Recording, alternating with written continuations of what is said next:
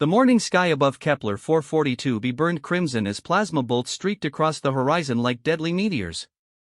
Zara pressed her back against the crumbling concrete wall, her three hearts hammering in perfect synchronization as the screams of her people echoed through the devastated streets of New Sanctuary. The hegemony had finally come for them, just as the elders had warned they would. Through the smoke and debris, she could see the massive shadow of a hegemony dreadnought hovering over the city center, its hull black as the void between stars and bristling with weapons that could crack a planet's crust. Smaller fighter craft swarmed around it like angry wasps, their engines screaming as they unleashed another volley of destruction upon the defenseless colony. Zara's people, the Ketheri, had never been warriors. They were scholars, artists, philosophers who had fled their dying homeworld 3 generations ago to find peace among the stars. They had chosen this remote world specifically because it was far from the trade routes, far from the conflicts that seemed to consume every corner of the galaxy. They had thought themselves safe. They were wrong. The hegemony cared nothing for their desire for peace. The insectoid race had swept across this sector of space like a plague, consuming everything in their path. Worlds that resisted were strip-mined to bedrock. Populations that fought back were enslaved or worse. The hegemony's appetite for resources and new genetic material seemed endless, and their military might was legendary. A small blue hand tugged at Zara's robes. She looked down to see little Kef, barely 5 cycles old, his large silver eyes wide with terror. His parents were gone, taken in the first wave of attacks 3 days ago. Like so many others, he had no one left but the community that was rapidly falling apart around them. Elder Zara, he whispered, using the title of respect despite her relatively young age of 37 cycles. When are the warriors coming to save us? Zara's throat tightened. The child still believed in the old stories, the legends their ancestors had passed down about great protectors who would come from the depths of space when all hope seemed lost. She had believed those stories once too, before she learned that the galaxy was a cold, uncaring place where only the strong survived. There are no warriors coming, little one, she said softly, pulling him close as another explosion rocked the building they sheltered in. We must save ourselves. But, even as she spoke the words, she knew they were a lie born of necessity rather than truth. How could a people who had never known violence defend themselves against the most feared military force in the known galaxy? Their few civilian ships had been destroyed in orbit before they could even attempt to flee. Their planetary defense grid, such as it was, had fallen in the first hour of the assault. The communication arrays had been among the first targets, cutting them off from any hope of calling for help. Not that help would have come anyway. The Galactic Council had abandoned them when they chose to settle outside Council space. The other refugee populations scattered across the sector were too small and weak to offer any aid. They were alone. Elder Thane rounded the corner, his aged form moving surprisingly quickly for someone who had seen 90 cycles. His normally pristine scholarly robes were torn and stained with dust and, worse. The geometric tattoos that covered his arms and marked his rank as a keeper of ancient knowledge seemed to glow faintly in the dim light filtering through the smoke. The southern quarter has fallen, he reported grimly. The hegemony is herding survivors into collection points. Their bioscans indicate they're selecting for genetic compatibility with their breeding programs. Zara felt sick. The hegemony's treatment of other species was well documented, though such records were carefully hidden from civilian populations to prevent panic. Those deemed useful would be enslaved, their children raised as soldiers for the hegemony's endless wars. Those found unsuitable would be processed for their biological components. How long before they reach the sector, she asked. Hours, perhaps less. Their pattern suggests they're being thorough, building by building, block by block. Young Kef looked between the two adults, clearly sensing the gravity of their conversation despite not understanding the specifics. His small hand gripped Zara's robe tighter. Around them, the remnants of New Sanctuary's population had gathered in what had once been a cultural center, its walls lined with beautiful murals depicting Ketheri history and achievements. Families huddled together, the elderly comforting the young, everyone sharing what little food and water remained. There were perhaps 2,000 of them left from a population that had numbered nearly 50,000 just a week ago. Master Jorik, the settlement's chief engineer, approached their small group. His usually steady hands shook as he held a damaged communication device, its screen flickering weakly. "I managed to repair one of the emergency transmitters," he said. "Long-range capability is minimal, but I've been broadcasting a distress signal on all frequencies." Elder Thane's expression remained grim. "And the response?" "Nothing. Either no one is receiving it, or..." He didn't need to finish the sentence. Zara understood. Either they were too far from any friendly forces, or those who received the signal were unwilling or unable to help. In a galaxy where the hegemony's military might was respected and feared, few would risk their own worlds to save a small refugee population. The building shook again, this time from ground-based explosions rather than orbital bombardment. Through the windows, they could see the distinctive green glow of hegemony plasma rifles. The enemy was close now, moving through the streets with the methodical precision that had conquered a dozen worlds. "We should surrender," someone called out from the crowd. "Maybe if we cooperate, they'll treat us better." "No," Elder Thane said firmly. "I've studied the reports from Zirian Prime and the Bellis colonies. Cooperation only determines the order of execution, not whether it occurs." A young Ketheri named Vex stood up, his normally calm demeanor replaced by desperate determination. "Then, we fight. We have tools, construction equipment, anything we can use as weapons." "Against plasma rifles and powered armor?" Master Jorik shook his head. "We're architects and artists, not soldiers." The debate continued, voices rising as fear and desperation took hold. Some argued for surrender, others for futile resistance, still others for attempting to flee into the wilderness. But Zara knew the truth that none of them wanted to acknowledge: they had no good options. The hegemony had surrounded the planet, their orbital platforms would detect any attempt at escape, and their ground forces were too numerous and well-armed to fight. She looked down at little Kef, who had fallen asleep against her side despite the chaos around them. His face was peaceful in sleep, unmarred by the knowledge of what was coming. She made a silent promise to herself that she would do everything in her power to protect him and the others, even if that protection could only last a few more hours. The sound of approaching vehicles grew louder. Through the smoke-stained windows, they could see the red glow of scanner beams sweeping through the streets. The hegemony was conducting detailed searches now, looking for hidden populations, survivors who thought they could wait out the occupation in concealment. Master Jorik's communication device suddenly crackled to life. A weak signal, filled with static, but definitely a transmission. Everyone in the room fell silent as he adjusted the controls, trying to clean up the signal. Unknown station, this is New Sanctuary Emergency Frequency 77 Alpha. Please respond if you can hear this transmission." Static filled the air for long moments. Then, impossibly, a voice came through. Human speech, heavily accented but clear. "New Sanctuary, this is Task Force Avalon. We read you loud and clear. Hang tight down there. The cavalry is coming." The reaction in the room was immediate and varied. Some people laughed with hysterical relief, others wept, many simply stared in disbelief. Humans were legend in this part of the galaxy, stories told by traders and merchants of a violent species from a distant world who had somehow managed to hold their own against forces much larger than themselves. But they were also supposedly far away, hundreds of light years from this sector, fighting their own wars against the hegemony's expansion into their territory. How could they be here? How had they even learned of New Sanctuary's plight? Elder Thane moved closer to the communication device. "Task Force Avalon, this is Elder Thane of the Ketheri settlement. How many ships do you have?" "The hegemony has 3 dreadnoughts and perhaps 50 smaller vessels in orbit." Another pause filled with static, then the human voice returned, and there was something in it that sent a chill down Zara's spine. Not fear, but something far more dangerous to their enemies. "Elder Thane, this is Admiral Sarah Chen, commanding the 3rd Expeditionary Fleet. We count 47 hegemony vessels currently in your system. We'll be there in 6 hours. Tell your people to get underground and stay there until we signal the all-clear." "Admiral," Thane's voice was shaky with hope and disbelief, "forgive me, but how many ships do you have?"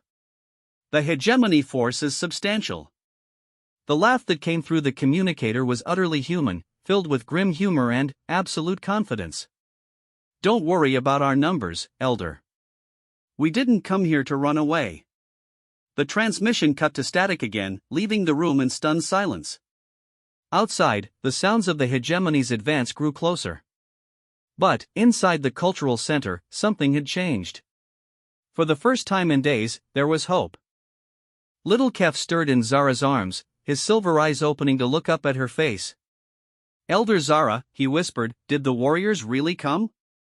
She looked down at him, then, around at the faces of her people, all of them looking to her for guidance, for reassurance that this wasn't just another cruel joke from an uncaring universe. Yes, little one, she said, and, for the first time in days, she believed it. The warriors are coming. The building shook again as hegemony forces advanced through their sector, but now the trembling seemed different. Not the herald of doom, but the countdown to salvation. Somewhere above them, beyond the crimson sky and the smoke of war, help was coming from the one place they had never dared to hope. From Earth. And, if the stories were true, if even half the legends about human warfare were accurate, then, the hegemony was about to learn why humanity had earned such a fearsome reputation among the stars. They were about to discover what happened when you threatened the innocent while Earth's warriors were watching. The 6-hour countdown had begun. Admiral Sarah Chen stood on the bridge of the UES Retribution, her weathered hands gripping the tactical rail as she studied the holographic display showing the Kepler 442 system. 23 years of military service had taught her to read battlefields like other people read books, and what she saw here made her jaw clench with familiar anger. The hegemony had committed almost 50 vessels to what should have been a simple pacification mission. 3 dreadnoughts, 12 heavy cruisers, and the rest a mix of destroyers and support craft. It was massive overkill for a defenseless refugee population, but that was typical of the insectoid race. They believed overwhelming force prevented resistance and served as a warning to others. They were about to learn how wrong they could be. Admiral, called Commander Marcus Torres from the sensor station, were picking up debris fields in orbit. Looks like they destroyed everything that could fly. Civilian ships? Yes, ma'am. Colony transports, cargo haulers, even escape pods. No survivors detected in orbit. Sarah's expression hardened. In her home system of Sol, they had a word for military forces that targeted civilian evacuation craft, war criminals. The fact that such concepts didn't exist in hegemony military doctrine only made their actions more despicable. Time to system edge? 4 hours, 37 minutes at current acceleration, responded Lieutenant Commander Yuki Tanaka from the navigation console. The hegemony fleet is maintaining standard occupation formation around the planet. They haven't detected our approach yet. Sarah nodded. The 3rd Expeditionary Fleet was running silent, all active sensors shut down, their ships' hulls coated with the latest generation of stealth composites. To most sensor arrays, they would appear as nothing more than cosmic debris or asteroids.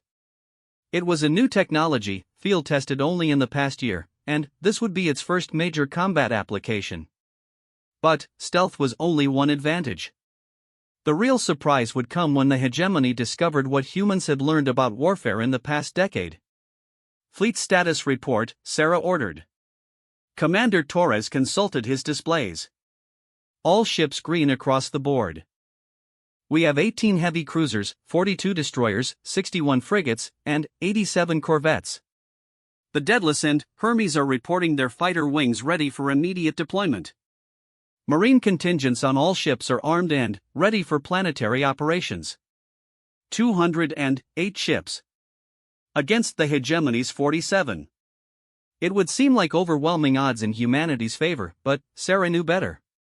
Hegemony ships were larger, more heavily armored, and carried weapons that could punch through anything humans had developed. In a traditional engagement, the smart money would be on the aliens. Good thing humans had never been particularly traditional. Signal from the Thermopylae, reported the communications officer. Captain Rodriguez confirms his Marine battalions are ready for immediate deployment. He's requesting permission to begin pre-combat preparations. Granted. Signal all Marine commanders to begin final preparations. And, get me a direct line to General Harrison aboard the Yorktown. While her communications staff worked to establish the connection, Sarah allowed herself to think about the chain of events that had brought them here. 3 days ago, an automated probe had detected distress signals from this system. The signals were weak and badly corrupted, but human intelligence networks had learned to pay attention to any transmissions from hegemony-controlled space. The decision to respond had been controversial. The Joint Chiefs had argued that deploying a full fleet group this far from human space was strategically risky. If the hegemony had prepared a trap, they could lose a significant portion of Earth's mobile forces. But Admiral Chen had argued for a different perspective. Humanity's reputation in this sector of space was built on exactly these kinds of missions. When the innocent called for help, humans answered. It was as simple and complex as that. General Harrison on Secure Channel, Admiral. James, Sarah said as the gruff face of the Marine commander appeared on her personal screen. How are your boys feeling about a combat drop into hostile territory? The general's scarred face split into a predatory grin. They've been cooped up on these ships for 2 months, Sarah. They're practically vibrating with excitement. My biggest problem is keeping them from launching early. What's your assessment of the ground situation?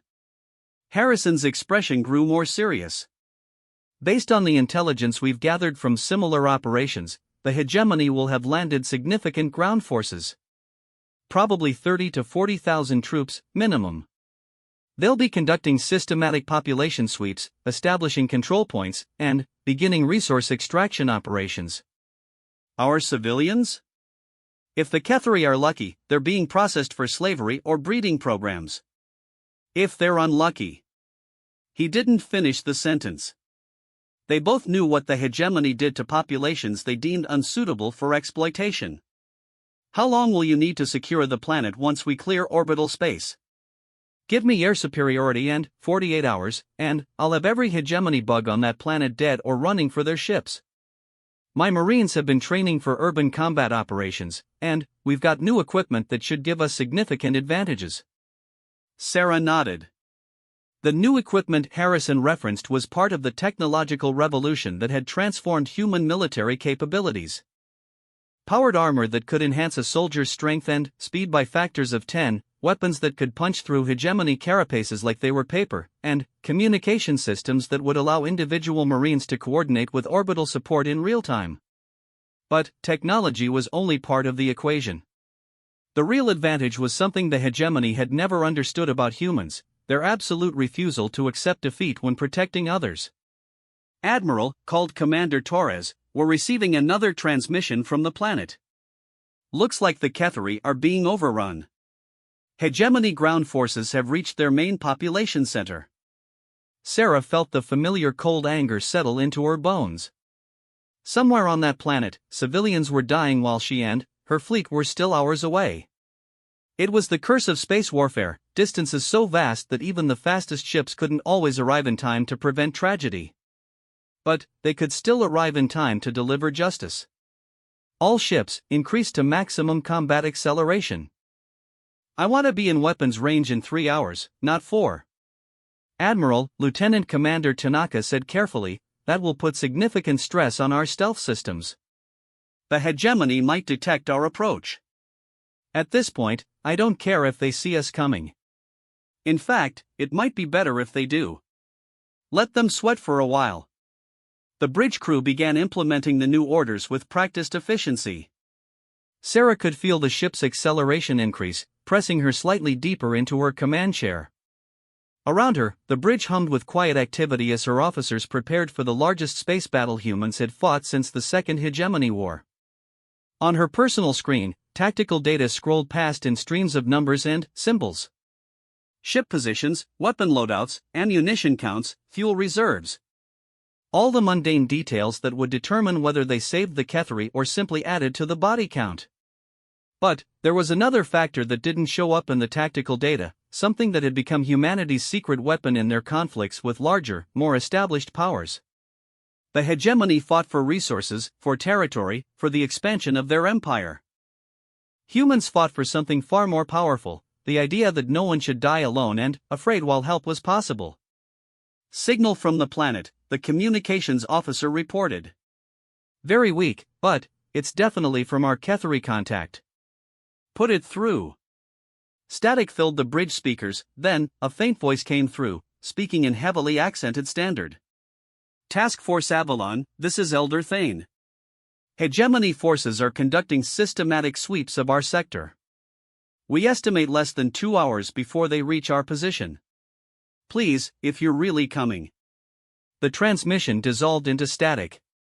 Sarah stared at the speakers for a long moment, thinking about the desperation in that alien voice. Somewhere on that planet, people who had never done anything worse than seek peace among the stars were counting down their final hours. Commander Torres, signal the fleet. All ships are to prepare for immediate combat operations upon arrival in system. No time for extended reconnaissance, no time for tactical positioning. We going fast and we going hard. Yes, ma'am. What about the hegemony's orbital defenses? Sarah's smile was completely without humor. What orbital defenses? Torres looked confused. Ma'am? The hegemony has ships in orbit, not defensive platforms. They're configured for planetary bombardment and troop support, not fleet engagement. They're about to learn the difference. She turned to address the bridge crew. People, in 3 hours we're going to jump into a system controlled by enemy forces. They outnumber us in total tonnage, they outgun us ship for ship, and they have superior defensive positions. By any conventional military assessment, we're about to attempt something between extremely dangerous and completely suicidal. The bridge fell silent except for the hum of the ship's systems. Sarah looked around at the faces of her officers, seeing the same expression on all of them. Not fear, but anticipation. However, she continued, conventional military assessment has never accounted for what happens when you threaten innocent people while humans are watching. In about 3 hours, the hegemony is going to discover that there are worse things in the galaxy than their fleet. They're about to meet humanity when we're angry. A cheer went up from the bridge crew, quickly spreading to other sections of the ship as word passed through the communication systems. On 200 other human ships, similar scenes were playing out as crews prepared for the kind of mission that had defined humanity's role in the galaxy. Admiral, called the communications officer, incoming message from Earth Command. Sarah frowned. Communications from Earth took weeks to reach this far out into space, which meant this message had been sent long before their current mission began. Put it through to my ready room. Commander Torres, you have the bridge. In the privacy of her small office behind the bridge, Sarah activated the message. The face of Admiral William Park, chairman of the Joint Chiefs, appeared on her screen. His expression was grim, as it had been during most communications since the hegemony had begun their expansion into human space. Sarah, by the time you receive this message, you'll probably already be engaged in operations in the Kepler sector. I want you to know that regardless of the political concerns being raised here on Earth, you have my full support. What you're doing out there matters. Not just for our strategic position, but for who we are as a species. The message paused as Admiral Park looked directly into the camera. The politicians here don't understand what you understand, that our technological advantages and military capabilities mean nothing if we don't use them to protect those who can't protect themselves. You're not just fighting for Earth out there. You're fighting for the idea that the strong have a responsibility to shield the weak. Make them regret ever threatening civilians while humanity was watching. That's an order. The message ended, leaving Sarah alone with her thoughts. Through the small window of her ready room, she could see the stars wheeling past as the fleet raced toward its destination. Somewhere ahead, in a system she had never visited to save people she had never met, the final act of this tragedy was about to begin. But, if she had anything to say about it, it would be the hegemony writing the tragic ending, not the innocent refugees they had come to terrorize. In 2 hours and 37 minutes, the galaxy was about to learn what happened when Earth's warriors descended from the heavens. The first sign that something had changed came not from their sensors, but from the behavior of the hegemony forces themselves. Zara pressed her face against the grimy window of the cultural center's upper floor, watching as the systematic advance of alien troops suddenly slowed, then stopped entirely. Through the smoke and debris of new sanctuaries burning streets, she could see hegemony soldiers receiving urgent communications, their insectoid heads tilting in the characteristic gesture that indicated confusion or alarm. Elder Thane moved beside her, his aged eyes straining to make sense of what they were seeing. Their pattern has changed, he observed. They were conducting building-by-building searches, but now they're pulling back to defensive positions. Master Jorik looked up from his rebuilt communication array, his face pale with excitement. I'm detecting massive energy signatures at the edge of the system. Multiple contacts, moving fast. Below them, little Kef and the other children huddled close to the adults, their large eyes reflecting the red glow of fires outside. The past 6 hours had been an eternity of waiting, listening to the approaching sounds of destruction while clinging to the impossible hope that help was really coming. Now that hope was about to be tested. Elder Thane, Master Jorik called urgently, I'm receiving a transmission on the emergency frequency. The same human voice they had heard before filled the room, but now it carried a different tone. Where before there had been calm reassurance, now there was barely contained violence. New sanctuary, this is Admiral Chen. We are beginning our approach. All civilians are to take immediate shelter in the deepest, strongest structures available. What's about to happen is going to be loud. Through the windows, they could see hegemony aircraft rising from their landing zones, their engines screaming as they climbed toward orbital positions. The massive shadow of the dreadnought that had hovered over the city center for days suddenly began moving, its bulk shifting as it oriented toward space. The hegemony had detected the approaching human fleet. How long? Elder Thane asked into the communicator. Orbital engagement begins in 23 minutes. Planetary operations will commence immediately after we clear the sky. Keep your people down until then. The transmission ended, leaving the Kethri survivors in tense silence. Around the room, families pulled their children closer, elderly individuals helped each other toward the building's reinforced lower levels. Everyone understood that the next few hours would determine whether they lived to see another sunrise. Outside, the sounds of warfare began to change. The methodical advance of ground forces gave way to the chaos of rapid redeployment. Hegemony vehicles raced through the streets, carrying troops and equipment toward defensive positions. The aliens were no longer hunting civilians, they were preparing to fight for their lives.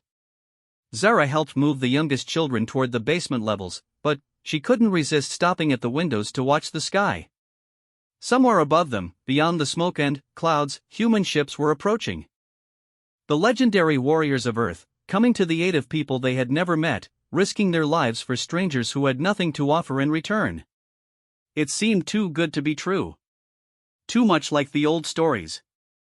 The first indication that it wasn't a story came as a flash of light on the horizon, brief but brilliant enough to be visible even through the daylight sky. Then, another flash, and another, until the heavens themselves seemed to be stuttering with unnatural lightning. Plasma exchanges, Master Jorik breathed. The fleets are engaging. The hegemony dreadnought above the city suddenly accelerated upward, its massive engines leaving trails of superheated atmosphere as it climbed toward orbit. Within moments, the other two dreadnoughts appeared from beyond the horizon, all three capital ships moving to engage the human fleet. For several minutes, nothing was visible from the ground except occasional flashes of light. Then, the communications array crackled to life with transmissions on hegemony military frequencies, the alien voices high and urgent in their chittering language. Master Jorik had studied hegemony linguistics as part of his engineering education, and his face grew pale as he translated the fragments they could pick up. They're calling for reinforcements, he said. Multiple requests for immediate support. Something about impossible human attack patterns and coordinated strike capabilities beyond assessment parameters. Elder Thane moved closer to the window, his experienced eyes studying the sky. Look there, he said, pointing toward the orbital battle zone. High above them, something was falling toward the planet's surface. Not debris, but something under control, moving in a pattern too precise to be accidental. As it grew closer, they could see it was one of the hegemony's heavy cruisers, its hull split open and, venting atmosphere, tumbling end over end as it plunged toward the surface. The ship impacted somewhere beyond the city limits with a ground-shaking explosion that rattled every window in the cultural center. Through the smoke, they could see a pillar of fire rising from the crash site. "One down," someone whispered. The space battle continued for another hour, marked by periodic flashes of light and the occasional debris falling from orbit. The hegemony's ground forces had completely abandoned their civilian sweeps, instead establishing defensive perimeters around their major installations. Whatever was happening in space was clearly not going according to their plans. Then, without warning, the sky began to fill with shapes. They came through the cloud cover like falling stars, but moving with purpose and precision. Small craft, sleek and fast, diving toward the planet's surface in formation. Behind them came larger shapes, bulkier but still graceful, their hulls gleaming despite the smoke and atmospheric interference. "Human dropships," Master Jorik said with wonder. "And fighter escorts." The hegemony's response was immediate and violent. Surface-to-air weapons that had remained hidden throughout the occupation suddenly revealed themselves, launching streams of plasma bolts toward the descending human craft. The sky filled with deadly light as both sides engaged in three-dimensional combat. But the humans had clearly planned for this reception. Their fighters broke formation with practiced precision, some engaging the hegemony air defenses while others provided cover for the dropships. Advanced electronic warfare systems jammed alien targeting sensors, causing many of their shots to go wide. The first human dropship to reach the surface landed in the central plaza, less than 2 blocks from the cultural center. Its hull was scarred by plasma hits but still intact, and, as its ramp lowered, armored figures emerged at a run. Zara had seen images of human soldiers before, in historical archives and news reports, but seeing them in person was entirely different. They moved with deadly purpose, their powered armor making them faster and stronger than should have been possible for organic beings. Their weapons were compact but obviously lethal, and every gesture spoke of professional competence. But what struck her most was something more subtle: the way they immediately began advancing not toward military targets, but toward the areas where civilian populations were most likely to be hiding. The humans had come to save them, not to conquer territory. More dropships landed throughout the city, disgorging companies of human marines who immediately began engaging hegemony forces. The sound of gunfire filled the air, but it was different from the plasma weapons the aliens used. Human weapons had a sharper, more precise sound, and they seemed to fire much faster than anything the hegemony possessed. Through the communicator, they could hear urgent transmissions in human languages, coordinating their assault with orbital support. Master Jorik had studied human communications as well, and he translated what he could understand. They're calling for immediate medical support for civilian populations. Also requesting engineering teams to restore power and water systems. They're not just fighting, they're planning for reconstruction. A new sound filled the air, the roar of human fighter craft conducting close air support missions. Through the windows, they could see sleek aircraft diving toward hegemony positions, their weapons lighting up alien strongholds with devastating precision. The aliens' carefully prepared defensive positions were being systematically dismantled. The cultural center shook as something large exploded nearby. Through the smoke, they could see human soldiers advancing down their street, moving in small teams that covered each other with practiced efficiency. One team paused outside the cultural center, and their leader approached the building cautiously. Elder Thane made a decision that would have terrified him under normal circumstances. He opened the front door and stepped outside, his hands raised to show he was unarmed. The human soldier raised his weapon, then lowered it as his sensors identified Thane as a Kethari civilian. The soldier's helmet retracted, revealing a young woman's face, her eyes alert but kind. "Are there civilians in this building?" she asked in accented but clear standard. 2,000, Thane replied. "Mostly families with children. Some elderly and injured." The soldier activated a communication device on her armor. "Command, this is Bravo 7. We have approximately 2,000 civilian refugees at grid reference 77 Alpha. Requesting immediate medical and supply support." The response came quickly: "Bravo 7, medical teams are en route to your position. Secure the area and begin civilian assessment." The soldier turned back to Elder Thane. "Sir, I'm Sergeant Martinez, 3rd Marine Expeditionary Force. We're here to get you out of this. Are any of your people injured?" "Many," Thane said. "We've had limited medical supplies for days. Our medics will take care of them. Can you help me organize your people for evacuation?" Evacuation. The word seemed impossible. For days, they had expected only death or slavery. Now a human soldier was calmly discussing getting them to safety as if it was the most natural thing in the world. Inside the building, the children pressed against the windows, staring in wonder at the armored figures moving through their streets. Little Kef tugged at Zara's robes. "Elder Zara," he whispered, "the warriors came just like in the stories." "Yes, little one," she replied, watching as more human soldiers established a perimeter around their building, already preparing to defend the civilians they had come to save. Just like in the stories. But, even as relief flooded through her, Zara understood that this was only the beginning. The humans had fought their way through hegemony defenses to reach the survivors, but the battle for Kepler 442b was far from over. Somewhere in the city, alien forces were regrouping, preparing for a desperate counterattack. The question now was whether Earth's warriors could do more than just arrive in time. Could they actually win against an enemy that had conquered a dozen worlds? Looking at the confident efficiency of the soldiers around them, at the advanced technology and professional competence they displayed, Zara began to believe they could. The humans had not come to make a heroic gesture before dying gloriously. They had come to win. And if the sounds of battle echoing through the city were any indication, they were succeeding.